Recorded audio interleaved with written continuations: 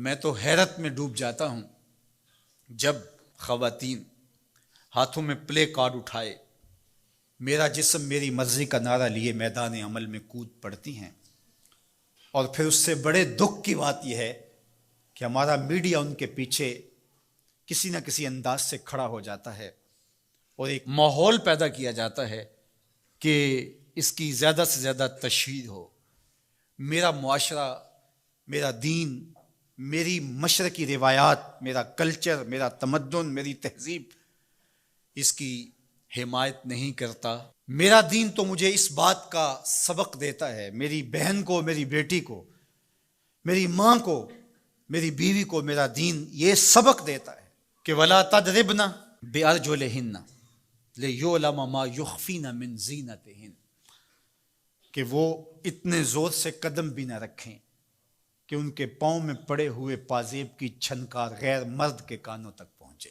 جو اسلام اپنی شہزادیوں کے پاؤں میں پڑے ہوئے پازیب کی جھنکار بھی غیر مرد تک جانے سے روکتا ہے، تو کیسے گوارا کیا جا سکے کہ ٹھمکے لگا کے عورتیں ہاتھوں میں پلے کارڈ اٹھائے بلند آواز سے نعرے لگا رہی ہوں اور جو ہے وہ دھمک دھمک کر کے جو ہے وہ اپنے حقوق مانگ رہی ہو۔ تم حقوق کس سے مانگتے ہو؟ محمد عربی نے تمہیں 14 صدیاں قبل حقوق دیے، اور اگر تم اسلام کو نہیں مانتی اور اسلام کے ضابطوں سے انحراف کرتی ہو تو تمہیں میں ایک نقشہ ماضی کا دکھانا چاہتا ہوں کہ تمہارے وجود کو بھی گوارا نہیں کیا جاتا تھا۔ اٹھا کر کے سسکتی بچی کو زندہ درگور کر دیا جاتا تھا۔ بھائی اس لیے کاٹ دیتا تھا کہ کل کوئی میرا بہنوئی نہ کہلائے۔ عکاس کے میلے میں بیٹوں کے ہاتھوں مائیں فروخت نہیں ہوئی۔ تذلیل کا اور کیا روپ تھا جو عورت نے نہیں دیکھا تھا۔ یہ تو اسلام کا فیض ہے کہ اسلام نے ماں کا روپ دیا، اسلام نے عورت کو بہن کا روپ دیا، عزتوں کی مسند پہ بٹھایا۔ بیٹیاں زندہ درگور ہو رہی تھی، میرے حضور نے کہا میری فاطمہ میرے جگر کا ٹکڑا ہے۔ اس کو بتایا کہ تو تکریم کی جگہ پہ ہے، تو عزت کے مقام پہ ہے، اور حضور علیہ السلام سے سیدہ ملنے آتی، حضور اٹھ کے استقبال کرتے۔ عورت کہتی ہے مجھے حق نہیں دیا گیا جتنے حق تجھے دیے گئے۔ مرد کو وراثت میں ایک حق دیا گیا، عورت کو 2 حق دیے گئے۔ وہ باپ کی وراثت میں بھی حق لیتی ہے، شوہر کی وراثت میں بھی حق لیتی ہے، اس کو 2 حق دیے گئے۔ تو یہ تو عزت اسلام کی دی ہوئی ہے، یہ تو وقار اسلام کا دیا ہوا ہے۔ اسلام نے تجھے تکریم کی مسند پہ بٹھایا ہے، اسلام تمہیں عزت کے مقام پہ بٹھایا ہے، تو آوارہ ہو گئی، تو ہاتھ میں پلے کارڈ اٹھائے بازاروں میں گھومنے لگی، آوارگی کو اپنا حق سمجھنے لگی۔ یہ تو نقص تھا، یہ تو جاہلیت کے زمانے کی عورتوں کا مزاج تھا۔ تجھے تو یہ کہا گیا فَلَا تَخْضَعْنَ بِالْقَوْلِ فَيَطْمَعَ الَّذِي فِي قَلْبِهِ مَرَضٌ، کہا کہ جب دروازے پہ دستک ہو یا تو فون اٹھا لے، مجبوری ہو کسی غیر مرد سے تجھے بات کرنا، تو تجھے میرا دین کہتا ہے اپنی آواز میں لوچ نہ پیدا ہونے دینا، آواز کو تھوڑا سا کرخت کر دینا، دل کا کوئی روگی تیری آواز کی نرمی سے کوئی اور معنی نہ نکال لے۔ تو اتنی پاک اور پردے دار ہے کہ تیرے بارے میں خیال بھی پاک رہنے چاہیے۔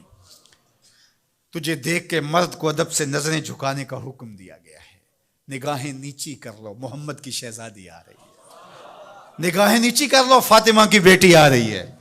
نگاہیں نیچی کر لو، عائشہ کی بیٹی آ رہی ہے۔ تو عزت کے مقام پہ بٹھائی گئی، تو کس نے تجھے آوارہ کر دیا؟ کس نے تجھے بدچلن کر دیا؟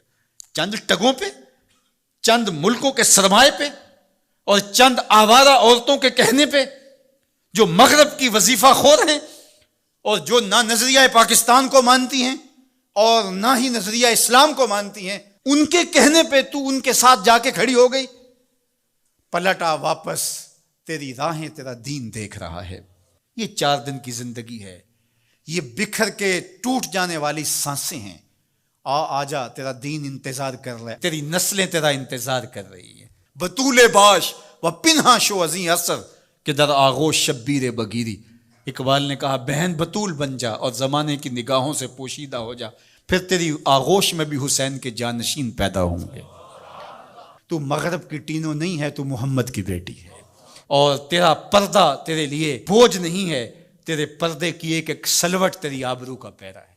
تیرا برقع تیری عظمتوں کا نشان ہے۔ جب تو برقعے میں سمٹ کر، جب تو شرعی پردے کے ساتھ ڈھیلا لباس پہن کے گھر سے کسی کام سے مجبوراً نکلتی ہے تو فرشتے بھی ادب سے سر جھکا لیتے ہیں۔